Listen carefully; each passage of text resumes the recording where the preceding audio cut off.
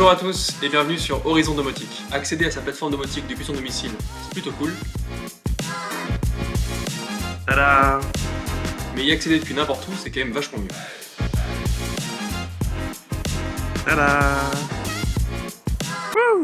Premièrement, il y a plein de cas d'applications qui nécessitent qu'on soit en dehors du domicile pour être utile, comme par exemple la surveillance de logement, avec des capteurs d'ouverture de portes, de fenêtres, avec des capteurs de mouvement ou avec des caméras. Et secondement, avoir accès à notre plateforme domotique depuis l'extérieur, ça nous permet assez facilement de transférer les coordonnées GPS de notre téléphone à notre plateforme. Et ça nous donne accès à un nouveau pan de la domotique.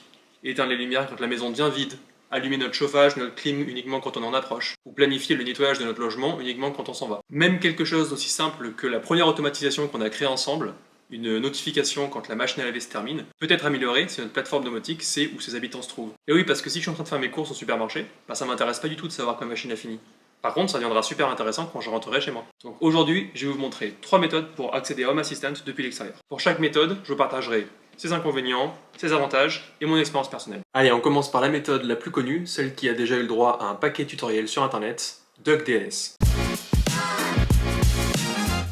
Pour mettre en place DuckDNS, il y a un petit prérequis, c'est avoir accès à l'interface d'administration de son routeur et savoir mettre en place un port forwarding. Si jamais ça vous paraît trop compliqué, vous inquiétez pas, premièrement, c'est pas le cas, on va le faire ensemble chez moi et c'est globalement la même chose sur tous les routeurs. Et deuxièmement, les deux autres méthodes qui suivent ne nécessitent aucun réglage côté routeur. Allez, on passe sur ordinateur et on configure tout ça. On commence par ce fameux prérequis, on ouvre l'interface d'administration de notre routeur et on setup un port forwarding. Chez moi, ça ressemble à ça. Dans l'onglet One, j'ai un onglet qui s'appelle Port Forwarding et je peux créer une nouvelle règle.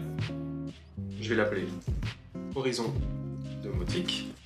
Protocole TCP, port externe 443, c'est le port par défaut du HTTPS. Port interne 8023, c'est le port par défaut de notre instance d'Home Assistant. Adresse IP interne, l'adresse IP de notre Raspberry Pi.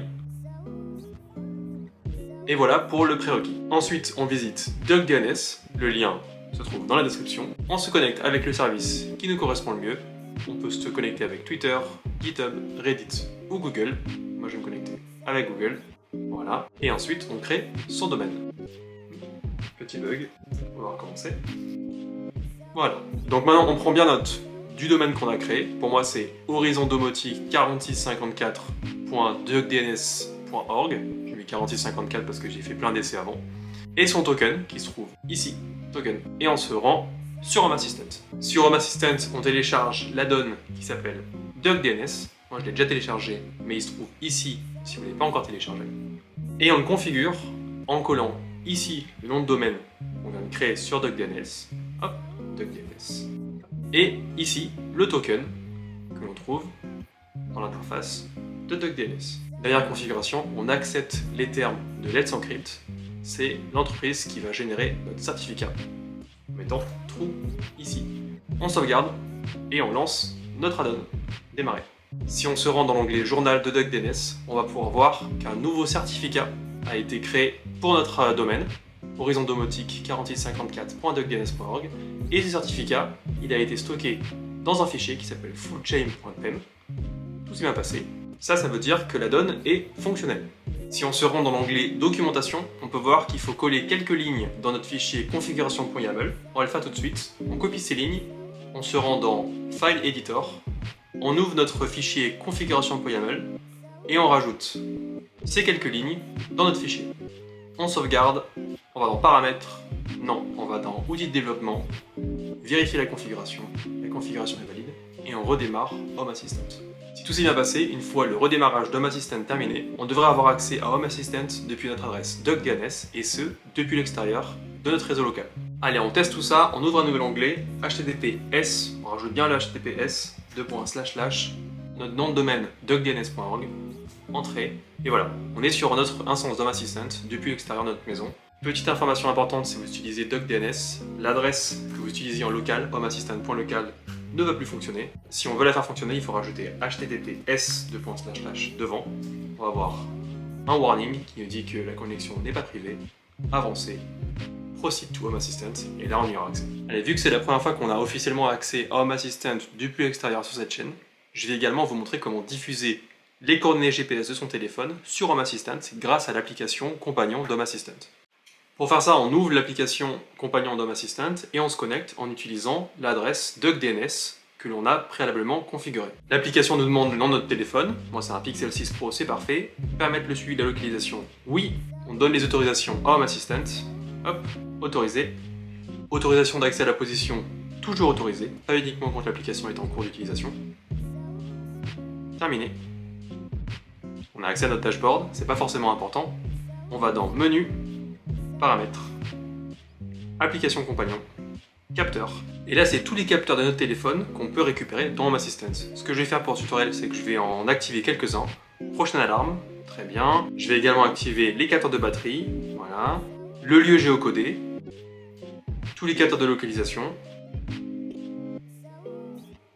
et les capteurs de réseau pour savoir si jamais je suis connecté à mon réseau Wi-Fi. Hop.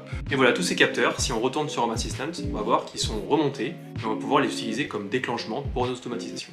Allez, petite conclusion sur la première méthode, DuckDNS. Premièrement, est-ce que je recommande DuckDNS? Oui, sans aucun souci. J'ai utilisé pendant des années avant de passer à autre chose. Une autre méthode que je vais vous présenter dans la suite de cette vidéo. C'est gratuit, c'est sécurisé, il n'y a vraiment pas beaucoup de points négatifs. En fait, le seul point négatif auquel je peux penser, c'est si vous voulez connecter votre maison sur Google Assistant ou sur Amazon Alexa. C'est franchement difficile. Attention, c'est pas impossible, c'est juste difficile à mettre en place.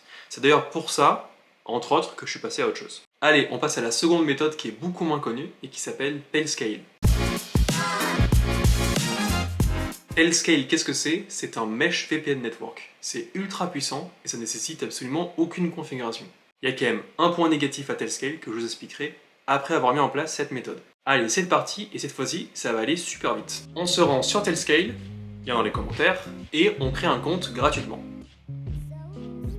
Dans Home Assistant, on télécharge l'add-on qui s'appelle Tailscale et on le lance. Il n'y a aucune configuration à faire. Vous pouvez voir, l'onglet configuration est entièrement vide. Et on ouvre l'interface utilisateur web. On se trouve avec une page de login Tailscale, login, et voilà, c'est fini. Sur son smartphone, il suffit de télécharger l'application Tailscale, de s'y connecter, et d'ici on peut copier l'adresse IP de Home Assistant, ou même utiliser le petit DNS qui s'appelle Home Assistant tout attaché. On va essayer les deux, donc je copie l'adresse IP. Dans mon navigateur internet favori, hop, adresse IP 2.8023, et voilà, on a accès à notre instance d'Home Assistant depuis l'extérieur. On n'a même pas besoin de se rappeler de l'adresse IP, Home Assistant, cette fois-ci pas point local, Home Assistant 2.8023, entrée, et voilà. Tout ça grâce à Tailscale, et on peut voir que je suis même en 5G sur mon téléphone. Je passe sur le Wi-Fi, et ça marche très très bien. Bon, Tailscale, c'est plutôt facile. Du coup, est-ce que je recommande cette méthode? Ah bah non. En fait, on a un petit peu triché. On n'a pas vraiment rendu notre instance d'Home Assistant accessible depuis l'extérieur. On l'a rendu accessible aux clients qui possèdent Tailscale et qui sont connectés avec notre compte. Alors, ce qui est vrai, c'est que ça dépanne. C'est ultra facile à mettre en place et ça marche vachement bien. Mais il y a quand même plein de services, surtout des services cloud, qui ont besoin d'avoir un accès direct à notre instance d'Home Assistant pour fonctionner. Comme par exemple Amazon Alexa. Et dans ce cas-là, avec Tailscale, ça marche pas parce qu'il faudrait installer Tailscale du côté Amazon Alexa. Et ça, c'est pas possible. Donc pour conclure, mon conseil pour Tailscale, c'est non pour Home Assistant, mais je voulais quand même vous le présenter parce que c'est un outil qui est ultra puissant, que j'utilise pour d'autres cas d'application. Par exemple, chez moi, j'ai un serveur multimédia qui me sert à télécharger et à visionner du contenu, des films, des séries. Ce serveur, j'utilise 99% du temps en local, puisque je regarde mes films chez moi. Mais du coup, grâce à Tailscale, je peux lancer un téléchargement si je suis pas chez moi, ou vérifier rapidement si je possède ou pas un film. Donc voilà, pour conclure, Tailscale, c'est non pour Home Assistant, mais gardez-le dans votre boîte à outils parce que c'est super facile à mettre en place et c'est vachement utile dans d'autres cas d'application. Allez, on passe à la troisième et à la dernière méthode pour accéder à son instance d'Home Assistant depuis l'extérieur, celle que j'utilise depuis son lancement, et elle s'appelle Nabukasa. Nabukasa, c'est pas compliqué, c'est la méthode de Remote Access construite pour Home Assistant par Home Assistant. Il n'y a aucune configuration, ça marche instantanément, et en plus de ça, on récupère une super intégration avec Google Assistant et Amazon Alexa. Il y a un point négatif à cette méthode, mais avant de vous le présenter, j'aimerais vous présenter plus globalement ce qu'est Nabukasa. Et en fait, avant même de vous présenter ce qu'est Nabukasa, on va prendre un petit peu de recul et on va parler d'Home Assistant. Home Assistant, c'est quoi? C'est un des plus gros dépôts écrits en Python sur GitHub. C'est une nouvelle version tous les mois. C'est une application Android, une application iOS, une application macOS, une application web. C'est des centaines d'add-ons qui s'intègrent sur la plateforme avec quasiment aucune friction. C'est plus de 7000 contributeurs sur GitHub et c'est presque 180 000 utilisateurs dans le monde. Et Et ben c'est gratuit. C'est gratuit et c'est open source. Quand on y pense, c'est un petit peu magique, non? Réussir à synchroniser le développement de 7000 personnes, le rendre accessible à 180 000 personnes dans le monde entier, des nouvelles versions tous les mois, une application Android, une application iOS. Quand on regarde un peu plus près, sur GitHub par exemple, on se rend compte qu'il y a un petit groupe de développeurs qui travaillent à temps plein sur Home Assistant. Et ces développeurs, ils travaillent pour une entreprise. Et cette entreprise, elle s'appelle Nabukasa. Nabukasa, c'est en fait une entreprise qui a comme but premier de veiller au bon fonctionnement d'Home Assistant et de plein d'autres projets open source de domotique, comme par exemple ESP-Home, qu'on va découvrir dans la prochaine vidéo. Et en plus de ça, c'est vraiment comme ça qu'il faut le voir, en plus de ça, Nabukasa propose une solution de remote access pour Home Assistant qui nécessite aucune configuration et qui fonctionne franchement bien. Et j'en arrive à ce fameux point négatif, c'est payant. Voilà, ça coûte 75 € par an pour l'Europe, ça fait 6,25 € par mois. Alors, est-ce que je conseille Nabukasa? Et oui, évidemment, puisque utiliser Nabukasa, c'est supporter Home Assistant, c'est supporter ESP-Home et c'est supporter toute la domotique open source. Mais bon, je vous conseille quand même de commencer avec DocDNS parce que c'est gratuit et que ça marche quand même vachement bien. Et de migrer à Nabukasa, déjà uniquement si mais ça fait du sens financièrement. Et deuxièmement, si mais ça vous botte vraiment de supporter le projet. Je vous montre quand même comment mettre en place Nabukasa, même si mais c'est vraiment pas sorcier puisque du coup tout est fait pour que ce soit simple.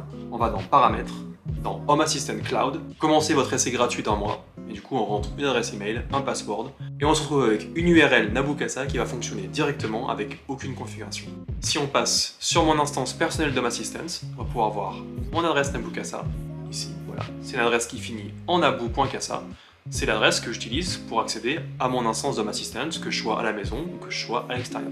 On peut voir également l'intégration avec Alexa et avec Google Assistant. C'est à nous de gérer les entités qu'on expose à ces services. Si on a envie d'exposer qu'une seule lumière, du coup, en cliquant sur Gérer les entités, on peut choisir ce qu'on expose et ce qu'on n'expose pas. Vous pouvez voir que par exemple chez moi, j'expose très peu de choses. Mes lumières, mes volets, mais globalement c'est tout. La plupart des choses restent cachées. Allez, on finit avec une toute petite démo de Google Assistant pour montrer que ça marche vraiment avec aucune configuration quand on utilise Nabukasa. J'ai mon téléphone, allume le bureau. Maintenant ça c'est bête parce qu'en fait le bureau il est déjà allumé. Donc on va faire quelque chose d'autre, on va faire quelque chose de plus intelligent. Éteins le bureau. Tada! Allume le bureau. Incroyable.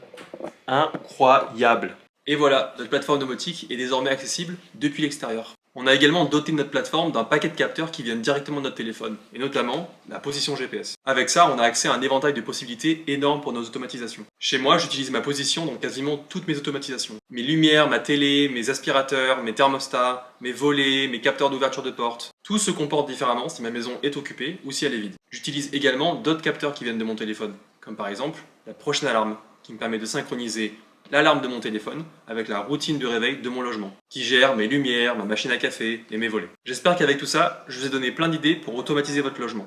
Je vous dis à très bientôt, la prochaine vidéo va être vachement cool, on va créer notre propre objet connecté. En attendant, j'espère que cette vidéo vous a plu et je vous dis à très bientôt.